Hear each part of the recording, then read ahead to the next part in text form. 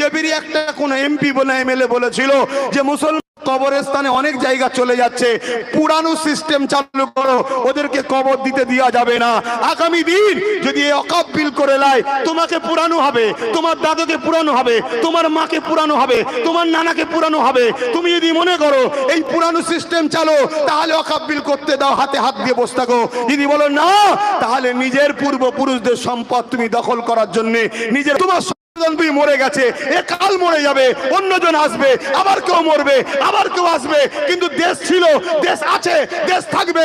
সংবিধান ছিল, সংবিধান আছে, সংবিধান থাকবে।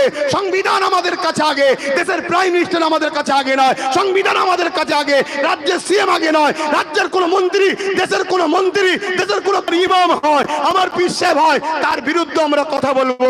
কেন আমরা মেনে নিয়েছি দেশ আমাদের, দেশ চালাবার জন্য সংবিধান রয়েছে। তা সংবিধান রাইট দিচ্ছে।